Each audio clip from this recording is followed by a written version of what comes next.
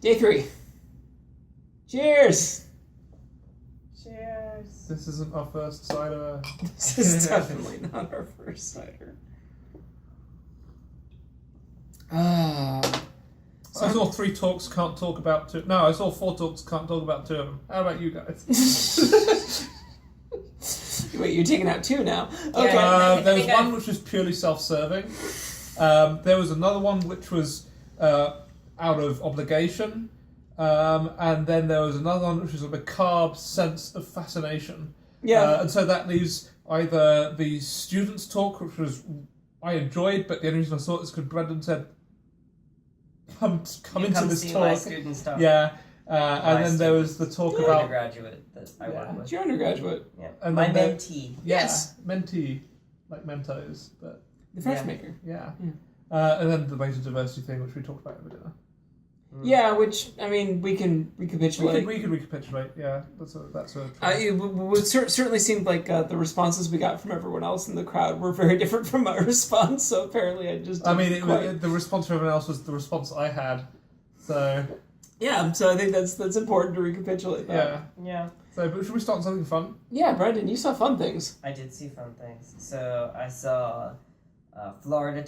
So I saw a bunch of the conservation paleo section, which was not conservation paleo. It was just like a bunch of random things thrown together. That I thought in the morning mollusks. it was just mollusks. Okay. Yeah. No, there was a lot of there was Arctic ecology at one point. Hey, that was my student's talk. Yeah, so that's the one that Pete Wagner desperately wanted to go see. Like, I was trying to... 9:45? I think it was before that. Okay. Well, it might have been about 9:45, maybe. No, it was morning. But yeah, but maybe 9:30 because 9:45 was Garrett's talk that I... No, it was after Garrett's talk. It was after Garrett's talk. Okay. Because I saw the end of Garrett's talk because I went in to see this talk, which had mention of penguins and sharks, so it was immediately cool. Okay. The coolest thing about it was a slide up quantifying a turritella-dominated bed next to a picture of 1,001 turritellids held together by a few grains of sand. That's what we mean. They're not something that we make up. They're Turritellids aren't made up? No, turritella-dominated assemblages. Like they are recognizable in hand samples. It's not to such a great degree. But I did my undergraduate mapping project on the Isle of Portland, and the Portland roach is a bunch of turritella gastropods. They're bigger. There's actually, I missed this during my mapping project, but there was actually a size grade along a salinity grade towards increasing size as salinity decreases, which is kind of cool. But it's the Portland roach, and so based off the maths she was presenting, it's probably a turritella-dominated bed, but it isn't one where it's all turritellids. Oh, no. You can usually find a few other things. Yeah. But... And there was at least, a turritellid's width of sediment in between these turritellids, unlike the ones she was showing. Yeah, these ones, but they're also probably winnowed out in Antarctica because there's strong directionality to them in a bunch of the layers, but not all of them. But the reason why we were looking at them as a thing that might be a real thing is because biologically they're very gregarious, and so you can find 1,000 individual per square meter in a living. I mean, like just a pile of given snails that they're packed as the sediment. Given that they're that dominant and combined together, is it any surprise that some of them went fuck this and tried to get taller to get above all their arsehole friends that are jammed in around them? This is less gregarious. I mean... vermicularis are just the New Yorker turritellids. They still group together to form their weird encrusting meshes. Like, have you been to New York? They're just growing up together. Yeah. Shouting at each other in their Italian voices. Sure. Keep it down. Yeah, keep it down. Yeah. Slamming their opercula. I'm walking in. Okay. But yeah, it was fun. She did fun things because she has sharks and penguins. Okay. And when everything else gets really diverse, the turritellas are not only not dominant, which you would expect from everything else being really diverse, but they're not abundant, which is Oh, okay. So that really it is only during these very biodiverse depauperate or biodiversity depauperate zones where you get nothing but I mean, to be fair, that makes a lot of sense. It does make a lot of sense. It's nice when things make sense. We typically get one thing in areas that have very low ecological health. No, it's not just that. They do well when there's a ton of food, and having just like a ton of food either through fresh water input, bringing in, washing in stuff, or through upwelling, you can get, an abundant community of turtella and depression of diversity just from that. So the abundant source of food brings in the turritella. The substantial amount of turritella suppresses biodiversity. Not necessarily, but okay. But there is a pattern towards really high productivity. Yeah, it's like red algal blooms, like where you get those. Yes. Red algal blooms, but tons of fucking snails. Yeah, but similar thing where you get these toxic algal blooms where just this one thing takes over, and they also just happen to kind of kill off large parts of the ecosystem in the area. Like but if zebra mussels. Yeah, like zebra mussels, but snails. Yeah. But snails. But that's kind of the idea. You get a kind of an acceleration of the dynamic because they just take off. If all of the babies live, then now you're coated in turtellets and there's no space for anything else to settle. Mm-hmm. But it's not necessarily like that because it actually looks like these are concentrations. Are they sorry, randomly, rudely interrupting. Are they grazers? No, they eat their own snot. Okay. They catch... All turtellets? Like, even the free living? Mm-hmm. They catch food in mucus, and then they eat the mucus. So they're particle feeders in a weird and gross way? Yes. They're being lophophoric without a lophophore. Well, I mean, they have... So part of why they're all long and turritella-y is that it gives them, like, a big area of mantle to filter feed with, and so they catch things in mucus strings, too. Cool. So... In a snot-eating sort of way. In a snot-eating sort of way. Just like Mom used to make. No, the reason why it's interesting is because it's not a common thing for gastropods to do. Yeah. And that's why people use them for isotopes, because they're, the lowest trophic level, and they're all aragonite. And the combination of being lowest trophic level and all aragonite is not common. How did you get your isotopic compositions? We use the lowest common denominator. Yeah, that's how I got so much diversity of turritella lifespan data, is because everybody else is using them just as... Well, either, hey, somebody else used this and it seemed to work, so we'll just keep up tradition, or the real justification... They're all aragonite, so if they stay aragonite, it's good, and they are low trophic level, so there's limited... Yeah, it's harder if the things are calcite, and to tell whether... I mean, you can tell recrystallization when you're looking at it at the smaller scale level, but if it's original aragonite, it hasn't been recrystallized, because aragonite is not stable. Yeah, once it starts, like, if you SEM it and it looks clean, and it's still aragonite, you're in good shape. Yeah. Calcite... It can still even look the right form, but be recrystallized, just pseudomorphed into itself, and that'll reset your isotopic signatures. Yeah. Cool. So, broad trends on that, you were saying that it turns out it actually looks like they're lag deposits? It's both, because there's nothing else there to concentrate with them. Okay. But sometimes when there is, you can see some abrasion on it, and we... can see winnowing, and what we're doing now is making thin sections to see if grain size is higher in the turritella-dominated beds than it is in the in-between beds, which is what I did in the Gatun. And it was her talk where she had the rose diagrams, right? And there were one dominant flow direction, but then a secondary... That was one of them. Yeah. They're in different beds, had slightly different patterns, but all but one of them had some dominant component. Yeah. Okay, cool. And I'm just going to give some highlights from talks in that session with very little explanation. Wait.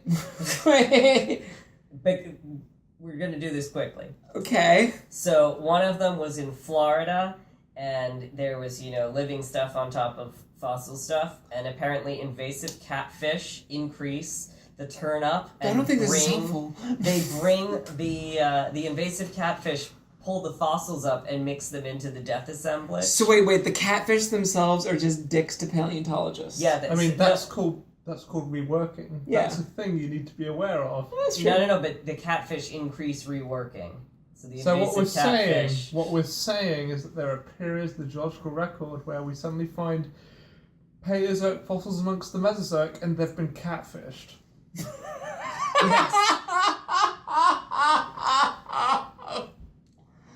If you'd like to go that way,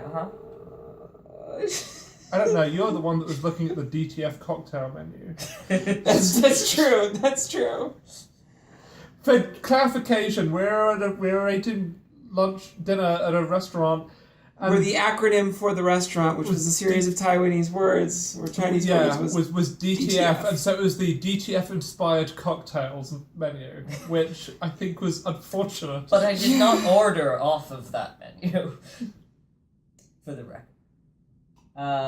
Then there was a talk about giant clams, including the, small giant clams, which I thought was interesting. Yeah, you have to have small giant clams. Clams of usual size. Much like the jumbo shrimp.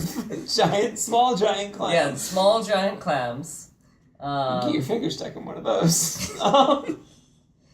And looking at growth rates and how in polluted environments the growth rates are actually faster because they're all photosymbiont bearing, and the metals pollution in Sinai and Israel type region was less of a problem for them than the benefit from getting all of the increased nitrogen from, among other things, human effluent. So this is the giant clams eating poop talk, and it's getting them at 5 centimeter a year growth rates off of the pollution benefiting giant clams. And the shit eaters will inherit the earth. The shit eaters do inherit the earth. Yeah, that seems weird. That's at least the Sinai Peninsula. That's way more political than I think we need to be.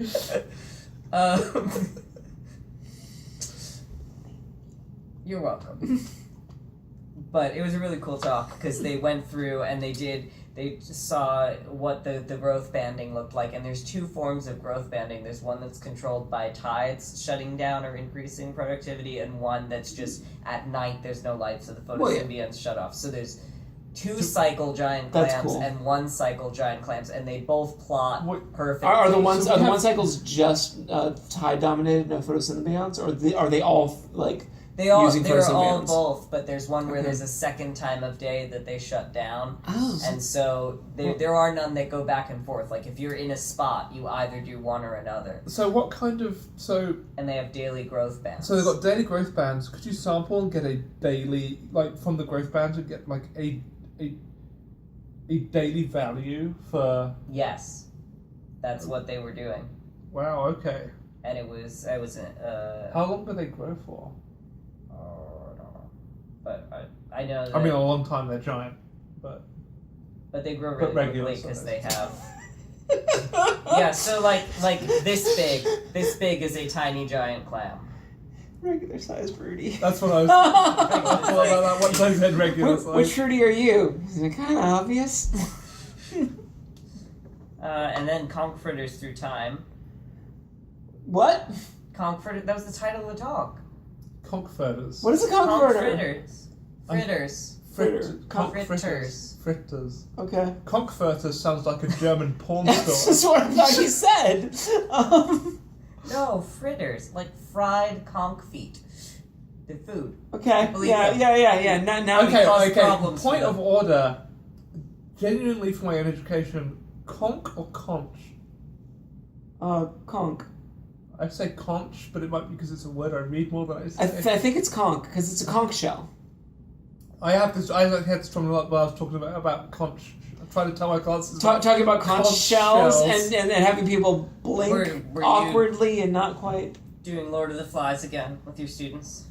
No, because there's a film version where there is the only adult is the pilot and he is murdered, and so I do not want to encourage them. So, okay, conch fritters. The fried conch through time. Yes, so it was, it included human predation traces, Okay. and it went so through... they're cooked? Is that... No, the idea, presumably... I'm sorry, I'm being cleverer than the title writers. Presumably they were being cooked, but it was the traces on breaking open the shell. So they had pre-Columbian middens, they called it the global period. So like Is that like when the Spanish arrived? No, so they had like an industrial, like a heavier fishing, like, During the Industrial Revolution? Yeah, heavier fishing, but not like trawling the bottom or throwing dynamite. Not utterly destroying. Like where the shells are just shattered from shockwaves from dynamite blast. Yeah, not that you dynamite for them, but point being, they had a few definite pre-Columbian, and then they went through and they had, like hatchet damage, and so you could see the human predation traces and identify which ones were eaten at given times. And then they looked at the thickness of the lip of the shell, tells you if it's an adult or not. And so they could see whether people were preying on adults children. or juvenile. Yeah. I want to know, okay, and this is going to make me seem really weird. Is there evidence of adult conchs being used to break open juvenile conchs? You probably could see that, but I don't think so.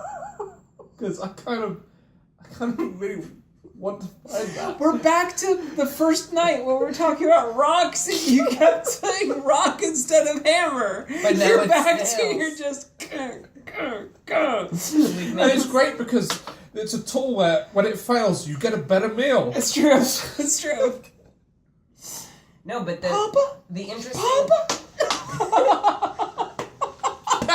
My son!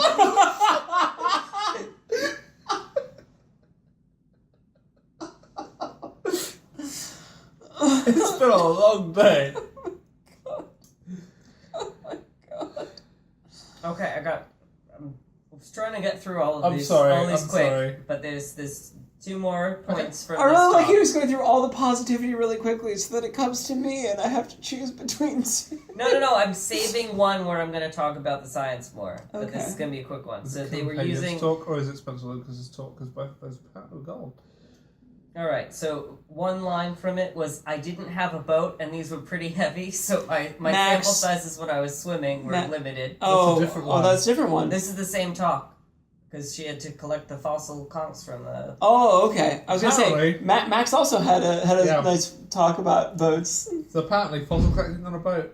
I forgot I saw Max's talk. Yeah, I can talk about that one. What about that? I can delay a little bit. Yeah, I only saw a few Penn State people in Max's talk, but there were enough. There were a lot. There were a lot. Yeah. I was back being cool. Yep. Go ahead. Anyway, sorry. Alright, so you would expect that juveniles are smaller, right? But this lip thickness thing, it was looking like people were collecting larger things through time, but that they were juveniles, which is the opposite of what you would imagine the selection pressure would Were they juveniles or were they pedomorphic adults? be. Interesting. That's why it's interesting. That's the end of the talk, though. Okay. There's also an Further entire information paper on this. about why are juveniles smaller than the adults? Why are offspring What? smaller than their parents? That's What? That is a real paper. That's the paper in evolution, which is Offspring have to be smaller than their parents. What is the adaptional significance of? It's a joke paper. Okay, thank God. Yeah.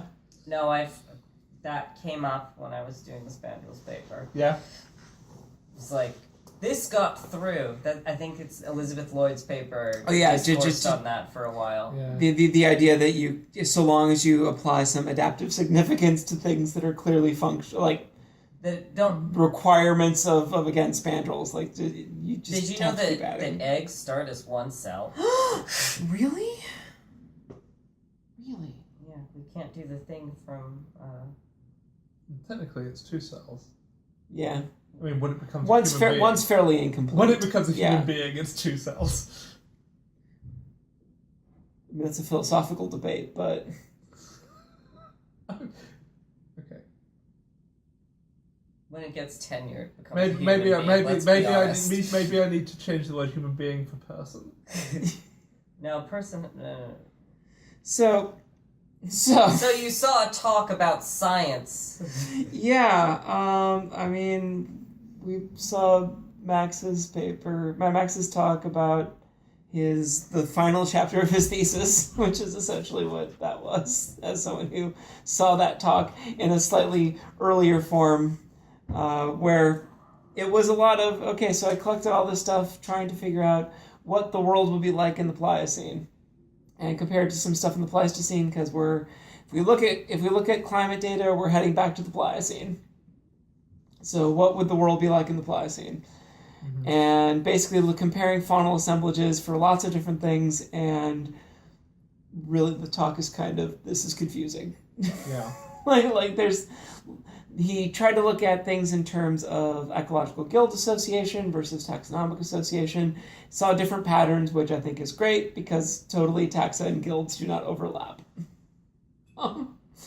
And showed a strong time signature for taxa, which is basically just evolution. So most of what the statistical differences are is the fact that as time goes on, there's evolutionary change. This is one of those things where you could apply corrections for phylogenetics.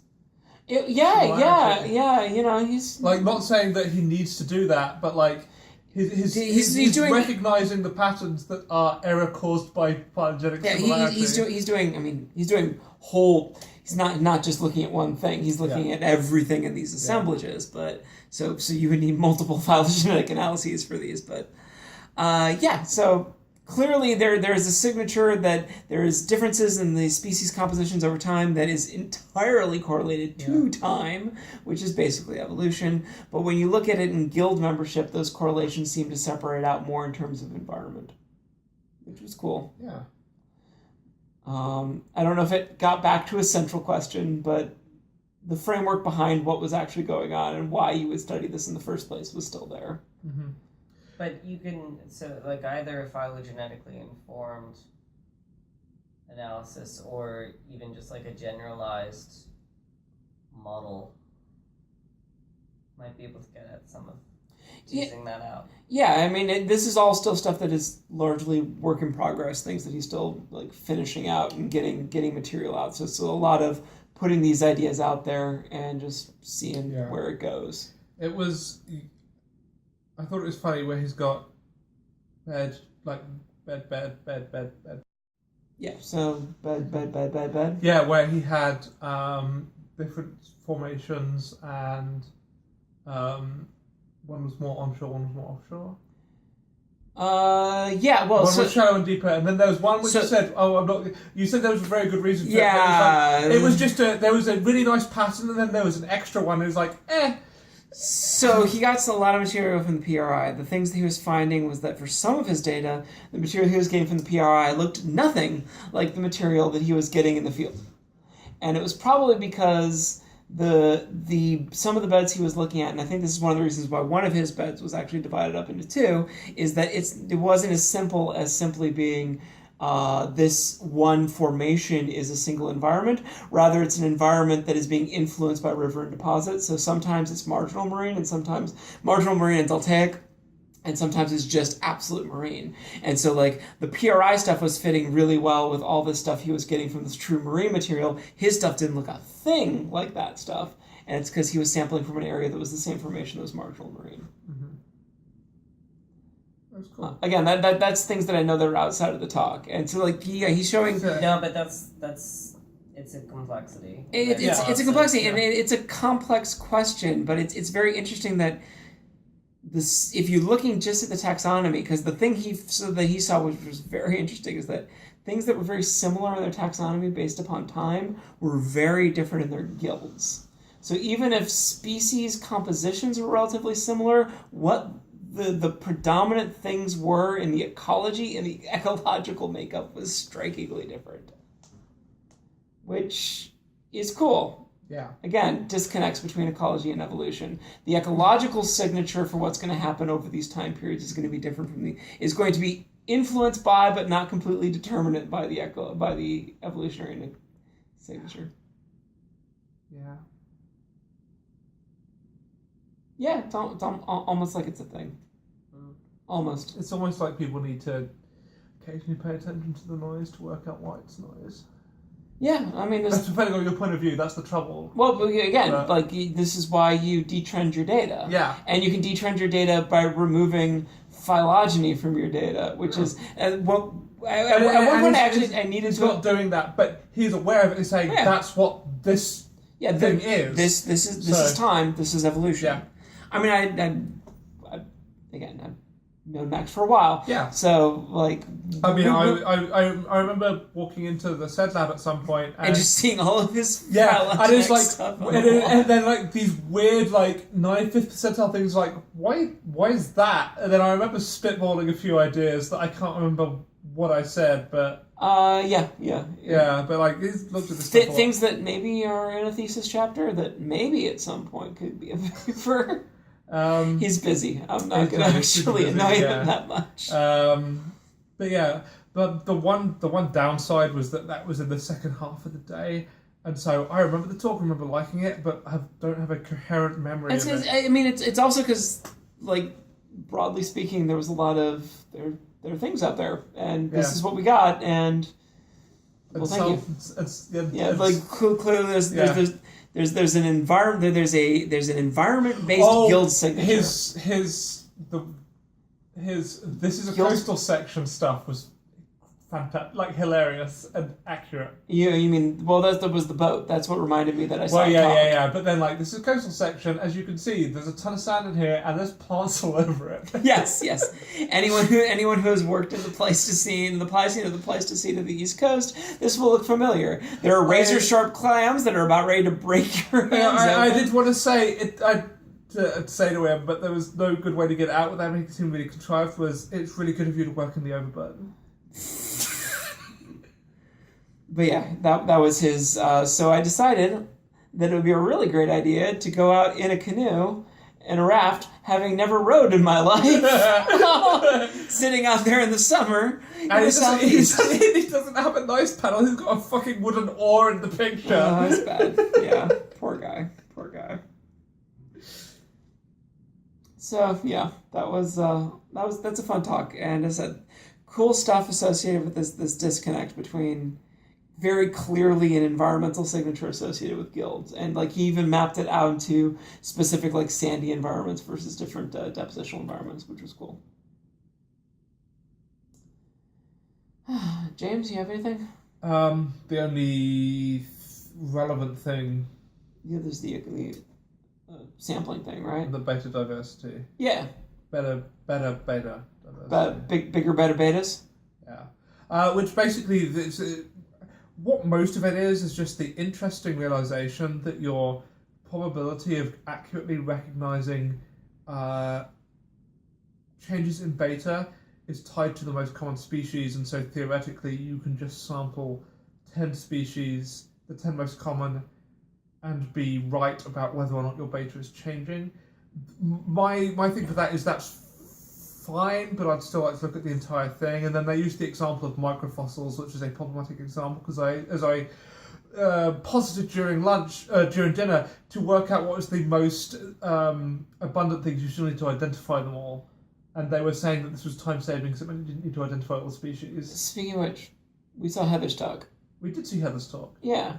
And once I stopped being an arsehole and laughing at the type-touching... which is something we should talk about. Book and busts suck. Book and busts suck. It was great just sitting there watching you and Judy just going... Well, the funny thing was that it would be like, which one of us elbowed each other and cracked up first? Because we were both doing it. We were both going, and then just dying. I didn't see this. So in the ballroom, in the major ballroom, in like the big like stadium style seating, almost like these huge rooms, and so it was also and the 3 GSA pillars, which are a feature. The 3 GSA pillars, which apparently are a thing, and multiple screens.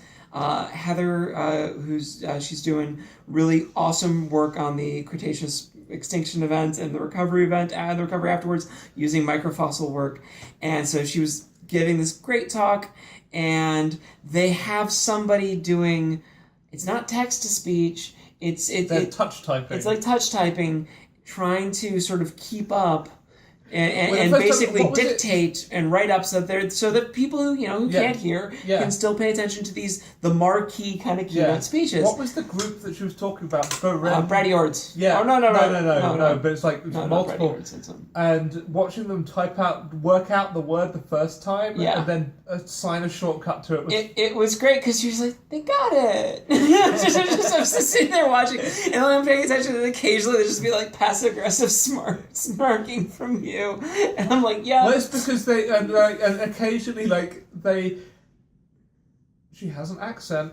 It's the same as mine, and so occasionally they were phonetically spelling the things she was saying, and then other times they'd try to work out what it is, and then you get a sentence, and then they just go fuck it, and then just cut midway into the next when it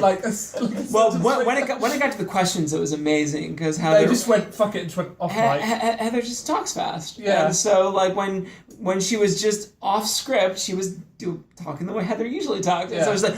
And like it was great watching them try and follow and then just like paraphrase and stuff and some and these things and just like at the end and she was reading the conclusion quickly and it just went reading off slides. It was great. And the talk was good because what she was trying to look at was Tim got some money to send her down to go do studies specifically in the Chicxulub crater. Yeah. Like, actually sample the stratigraphy of the crater immediately after the extinction event and try and compare recovery at ground zero for the impact to see whether or not recovery at ground zero is any different from recovery around the other areas. It could be better. All the dust was thrown away. And that's the cool thing. Well, all the water that was there was gone, so just like shouldn't a bunch of things get sucked in from? Well, I mean, out east, and then it would flash boil. Yeah, flash. Yeah, and what they found is not really much difference. Like the recovery pattern seemed to follow more the hemisphere pattern of north and south difference rather than the Chicxulub crater showing any more extreme extinction or recovery than anything else. Theoretically, you might hypothesize that there's going to be an inverse proportional recovery based off distance from impact, based on the idea that exactly. all the heat, the decay, No, it seems to be more the broad dispersal of the impact rather than the physicality of the impact itself. So I had a school kid and her mother visit to talk about dinosaur extinction and was interested in talking about the asteroid, and she was doing experiments with plasticine and throwing it into the thing for school, and then Meredith, who's the mother, said to me, well, obviously, although the asteroid hits, it's not the asteroid that killed it, it's all the stuff it threw up. And I was like, oh, yes, totally. And it's like, this event, this hit was bad if you're underneath it and in the blast zone, but it was the weeks, months later, the effects of that killed everything and caused the extinction. And so, no, local death, then migration back. Yeah. And the things that are doing well are the things that are doing well everywhere else. The things that are doing poorly are the things that are doing poorly everywhere else. Yeah. That's really cool. It's really cool. Yeah. Book and bust suck, though. Book and bust suck was Some so of the good. typos, and then because it's touch typing, typos were then prolificated. Prolification is my greatest typo. Propagated. You know what I was going for. Yep. Proliferated, I propagated. presumed that was a typo that you were... Thank you for explaining my joke. Okay. Thank you for pointing out my speech impediments. You have another one? Oh, I have one more. Okay. Vote for Pedro? Pedro. Vote for Pedro? Vote for Pedro. Did either of you see it? I did not. I saw something today. I saw what I wrote about. Huh? You saw what he wrote about. There was beta diversity. There was an LDME thing that I was watching from a more self-serving point of view. And then there's... There was the talk that we saw, and then the talk that we saw. Yeah, I was going to say... So is there anything that you're comfortable talking about that we didn't talk about yet? Oh, you want to end on the happy note with Pedro? Okay, we can maybe... Do we want to talk about the genus? Or do you want to talk about posters? I spent all my time talking to one Melanie Hopkins. Yeah. Instead of going and seeing the other posters. We did... no, we spent some time talking to someone else, but not about their poster. Yeah. Did you see Corey's student's poster? Nope. Beep. Yes. No. we basically got stuck talking to two people and didn't get through half the posters. Well, one of the posters was like, I need to learn about this, so I read your poster, and then I talked to her about how I also didn't make the training session that would have taught me about this stuff, and then how they might do an IPC, which I kind of really don't want to go to. So when is IPC? Is it next year? It's next year in Paris. And here's the thing. Last time I went to IPC in February. I went to IPC and I went to GSA and I went to Palace and I almost fucking died that year. So I don't know. I know I should for my career, but I don't know if I can afford that. Also, I don't know if it... Also, Paris, France, I'm like, about... You just about France? Yeah, for many different reasons. I was going to say, I understand that this is largely historical in English. Also, Paris is the worst part of France. Paris would be great except for the Parisians. They're like New Yorkers without any charm. And if you think how little charm a New Yorker has, I'll tell you something.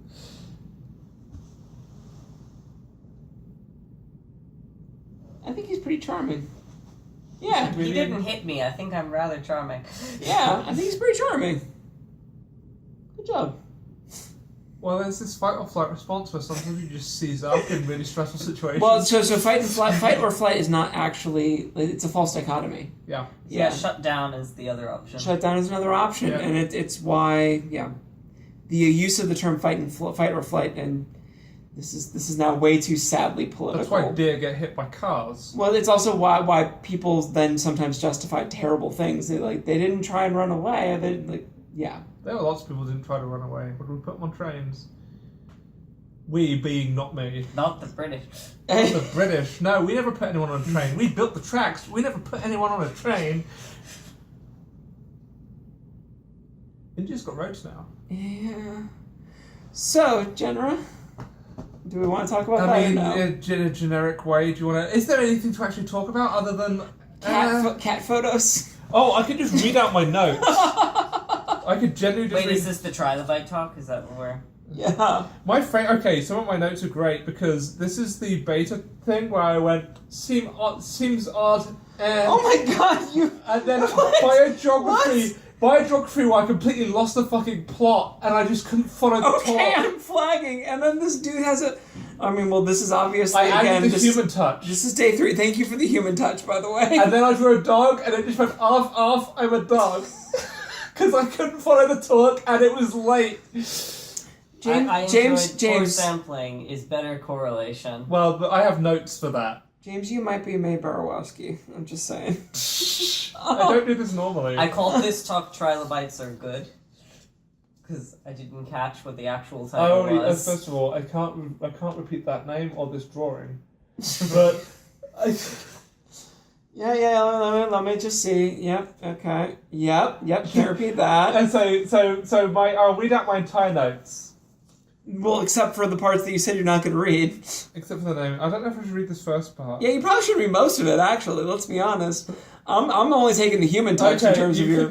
You could read my notes. What? No! Not out loud. Just read them and we'll get a reaction shot. Yeah, okay. Like the YouTube video that gets the views. This is bad for audio. This is really bad for audio. Just narrate what my eyebrows do. Okay. They're not... The scrunching. Eyes up. A smirk. And confusion. Utter confusion. Trying to bite some lap mice. And now I'm squinting, but just because I can't read that Oh, word. and also the two-child rule, and I drew 3 children and scribbled one of them out. I couldn't read the word child, so that last eyebrow scrunch was not for the talk. Okay, yeah. That continuing on from our joke that trilobites can only have 5 species per genus, and then they're immediately cut off. Yeah. I thought having 3 and then removing 1 was funnier than Isn't that what destroying 2. Plato said? Yeah. So that was the very informative notes about that talk. Yep, that was weird. And then all the very worthwhile questions were not satisfactorily answered in the slightest. There were these very worthwhile questions, and then why would that happen was the response almost every time. Yeah, and it's just like, they don't change. Like, okay, except for, like, there's the free swimming ones, and there's the... whatever. So yeah, that's fun. All the people who don't understand trilobites can still like get a general sense of what time you're in when you hand them a trilobite. So it has to mean something. Well, yeah, one would presume that. So, yeah, that was weird. Well, the interesting thing, and I think this is where Mike Foot was coming from, is that this is directly, in a bizarre way, against his density-dependent talk. I guess, In yeah. a weird kind of way. Because, not because a stable thing, but because density dependence means it should fluctuate through time. Yeah. I guess. I mean, I don't know. Again, It was weird. It was difficult to get on a day where brains are very fuzzy. That was particularly different to get a handle on and manipulate and work out. And the lack of variance in any of those averages was just not helpful. Well, I mean, I at least when I use Excel for my charts, like to redraw them in Illustrator, so it looks like I used a real statistical program. All right. So That was cutting. I do not like the figures that R spits out. I know that people like Then them. you put them in Illustrator and make them look nice. That's what I do. I put things in Illustrator, but Yeah. I The reason people like Excel things just because I only finalized some of the data last week. The reason people like R is because it spits out a PDF that you can immediately alter in a vector file if you need it to make it Vector look is prettier. fantastic. Yeah, it's great. Also, if you know what you're doing with the R scripts, and this is not like a criticism, but you can actually adjust within R itself to give you fairly close to exactly what you want. It's just you have to be comfortable with knowing how to write up your codes for it. Melanie I know how found to change colors. Melanie found a software, an R thing for me that allowed me to then modify it to make the individual horizons of a photogram so that I can then stack them very easily. Yeah. And so it went from me horribly smearing things to being able to do it perfectly because Melanie found the software that I then read the code of and found the bit that was relevant and plugged it in. It because it's codable, it's incredibly adaptable. But like if you just take raw outputs from somebody's script, usually, I mean, in some cases they're great, but Well, usually it'll be Strat's functional. fantastic, but it's font size 4, so you can't use it for figures. You need to modify it. Yeah, exactly. Things like that. So anyway, Brendan. So I ended the day at 4:45. Mm-hmm. Okay. Last talk of the day. Saw an escalation across spatial scales during the middle Jurassic. So when we had a diversification spike and looking to see if there's evidence of escalation in the Sundance Sea. And the answer is no. And no a bunch of ways, and no 4 ways, and no done really well with excellent stratigraphic control, and all of the things that should be done to do this properly were done. It was within the same part of sequence strat, same environment, same everything that Vermeer would say you had to do if you were testing this, and no evidence of changes in infonality. It was done really well, and it was a no escalation by many metrics of how you might measure it. I appreciate that your favorite thing about this talk was the essentially nope qualities, which just from personal conversations seems to be something that you enjoy about certain papers. I enjoy when someone does something really well and really carefully and has interpretable results. And also the publication of, I guess, essentially negative results. Like, it's not a negative result. It's a didn't happen. Yeah, it's that's a negative result. Where's the story, Brendan? Nature's not going to take that. There is a story. This story's probably something about the hypersaline gradient and restricted sea and. But it's much better if Mulan runs off and joins the army. Where's the Disney film if Mulan goes no? Well, I mean, the Disney film where they say no is when it's not actually a giant monster. It's secretly the island all along, and then they just need to give it its heart back. Yeah. Which is my favorite way to deal with flat earthers. I was going to traumatize kids by talking about puppies, but I won't. Wait, what? Give them the hearts back. The puppies? Yeah. Why are you taking the hearts of puppies? I'm not. You need to give them back. What? I have no idea what you're talking about. That's okay. I'm holding this thing that's recyclable, and it's for an HDPE, but I first looked down and thought it was Recycle Hope. I like to recycle hope. Hope is easily recyclable. You take it from the corpse and apply it to your... Apply directly to the forehead. Hope. Apply directly to the forehead. 96% PCR. What does PCR stand for? It's a... Oh, God. I can't remember. Is it molecules? PCR is it's polymerase chain reaction. Yeah, Yeah. well, I mean, yes, but PCR for a plastic, I used to remember this off the top of my head. Modification. No, yes, it's 4% human. Post-consumer recycled. Yeah. You.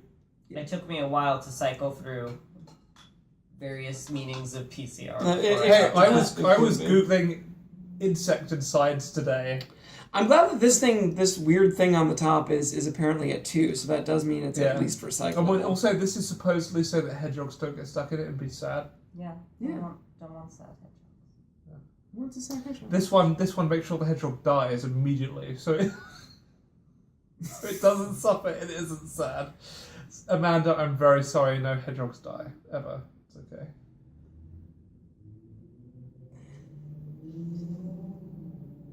When we drown in hedgehogs, because that is now the reality we live in. So what you're saying is that if it wasn't for us, the hedgehogs would take over. Yes. Okay. But what if they get their head stuck in a grate? There will be many more hedgehogs underneath them to push them out. Why share the head? Okay. Do we have anything else that we want to add for today? It would have been called Seymour Talks, but it is the third day. We're very sorry to all the people who probably gave really good talks really that good we didn't talks. actually get a chance to see. And this is the downside of there being one major conference each year where you go to see really good talks and just have to meet with people. Yeah, most of today was meetings and plannings and so many other things along the side that were just as tiring. I mean, exciting, but also, tiring. Yeah. And also It was last night... tiring to observe all of you work at lunch. Yeah, sorry about that. To be honest, I don't remember talking about any work at lunch. That conversation happened on the way down, and then we just had lunch. No, we talked a lot. There was a lunch discussion that was all about Paleozoic stuff. And then it ended with us walking back, and the opening question of, so what do you work on? And it was like, oh, I'm many million years that way. That wasn't until we were actually leaving. I must admit, Did you black out? Were Davey and I the only people actually having a conversation? No, there? I know I had a conversation, but I didn't think it was about work, or I don't think I have anything to contribute, so I didn't think I was being useful, and so I don't remember much of it. Okay. Also, I talk about work a lot. It's fair. That's fair. Or films. Yeah. So But it was a good coffee day. Yeah, some people got to have coffee. sorry. Well, other people went to go to the talk and then met the people that got the coffee before the talk started. Yeah, They're sorry. very efficient. That line was very long. David ditched me. What? Well, no, we went to the session and then we realised that we still had 20 minutes, and so he went to get coffee. Oh, okay. He didn't ditch me. Okay, that's fair. So And then I never saw him again. I hope he's okay. yeah. Fingers crossed. Yeah. So, I think we'll be all right. yeah. Oh, I would like to point out that it's day 3, and not during day 3, but just now, I finally figured out how you get the poster booth numbers from the GSA app. So that I don't have to keep walking back to the front of the room. Apparently, it's at the very, very top, like, the very, very top, like, just under the logo is the booth number. Thank you, GSA, for providing that this year. We look forward to a better app next year. Also, thank you, GSA, for not putting the actual talks being scheduled for that session. Yeah, thanks, GSA, for just 6 words on a board when a list of people speaking and when could be really useful. With the word, look at the app. No one has a fucking iPhone, you dicks. Except No, it's at the page number as well. You have to lug around the Great, so I can lug around the fucking tree-killing book. Yes. Those are your options. The one that I have and didn't take, because fuck trees.